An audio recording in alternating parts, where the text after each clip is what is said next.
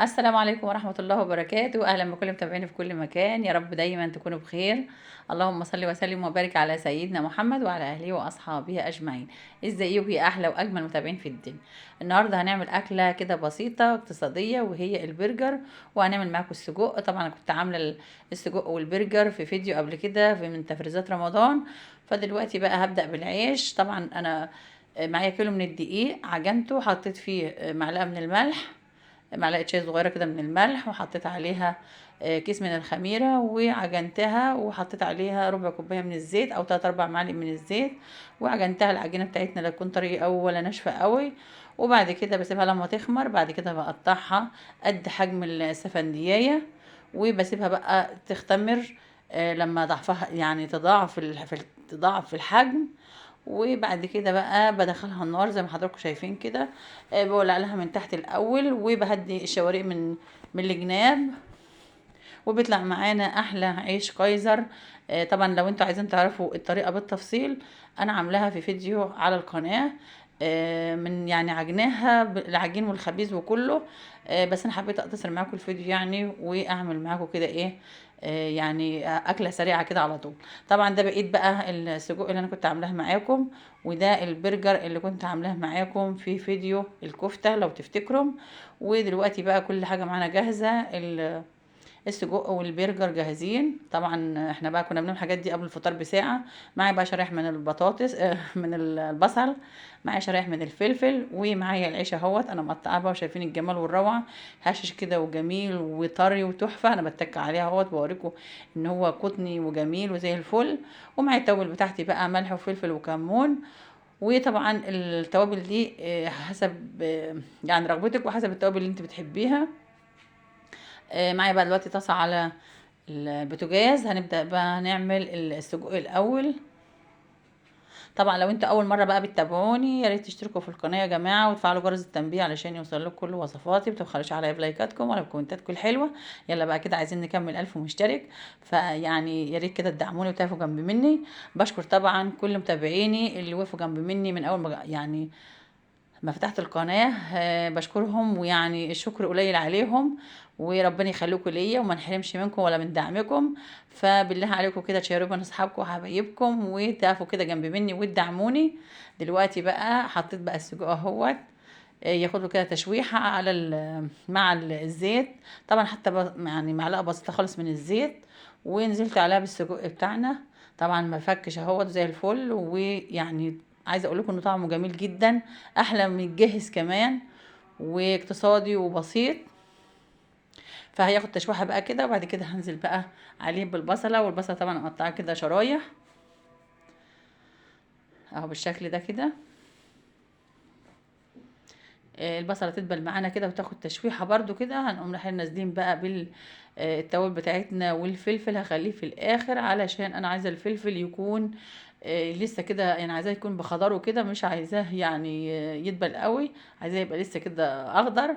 وفي نفس الوقت هعمل يعني هخرط نص طماطميه بسيطه كده هخرطها، لان طبعا انا ما كانش عندي فلفل الوان، فقلت بقى ايه، احط كمان نص طماطمايه منها هتديله طعم، وفي نفس الوقت هتدي شكل حلو كده. يبقى يعني تعرفين الالوانات حلوه، والعين بتاكل قبل البق يا جماعه. فطبعا الالوانات بتبقى يعني جميله كده، وبتخلي الحاجه كده حلوه وجميله. دلوقتي بقى نزلت بالتوابل اهوت.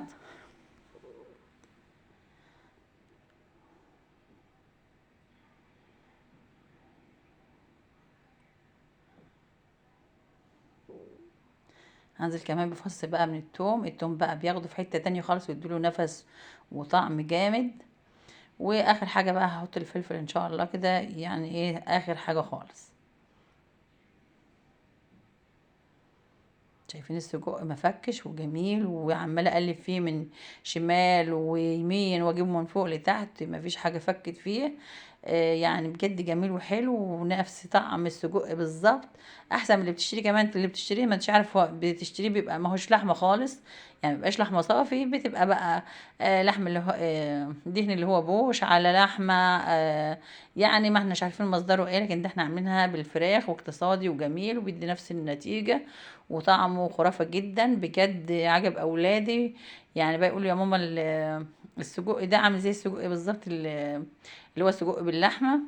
فبجد طعمه جميل جدا وحلو. نزلت بقى بالفلفل اهوت، ونزلت بقى بنص طماطمايه، دي نص طماطمايه تدي كده، يعني انتوا عارفين الالوانات حلوه كده، بتخلي اللون كده جميل.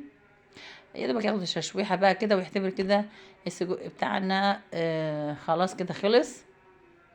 طبعا في الوقت ده بقى انا مطلعه البرجر يفك اهوت.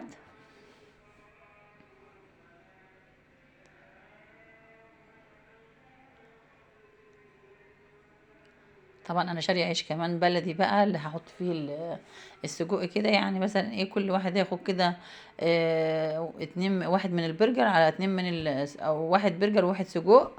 يعني فطار حلو كده وخفيف وبسيط. دلوقتي بقى معايا الجريل بتاعي اهوت، نزلت عليه برضو بمعلقه من الزيت بسيطه كده. واول ما يسخن معايا هنزل بقى بالبرجر بتاعنا.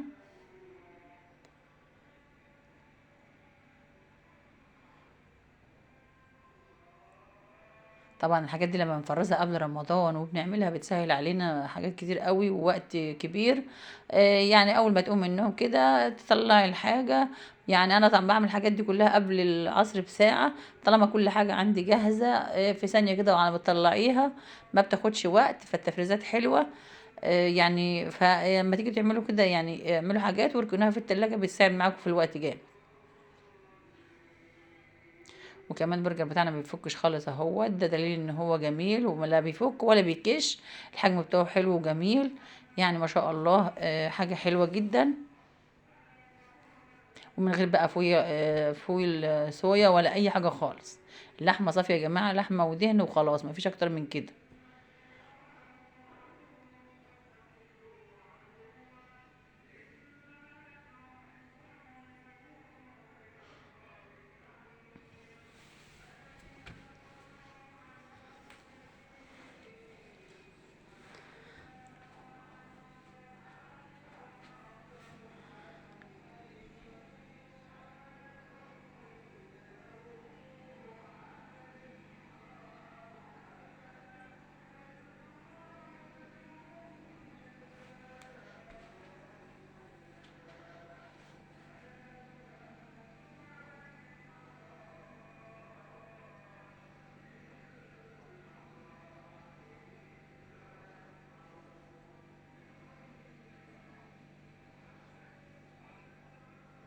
هنزل بقى ببقية البرجر، هم كانوا عاملين معايا 7 قطع. عملت 4 وفاضل معايا 3 هعملهم بقى. ودلوقتي بقى انا محضرة بقى شرايح من الطماطم، شرايح من الخيار، وشرايح من الفلفل، شرايح من اوراق ورق من الخس. وهنعمل بقى السندوتشات بتاعتنا.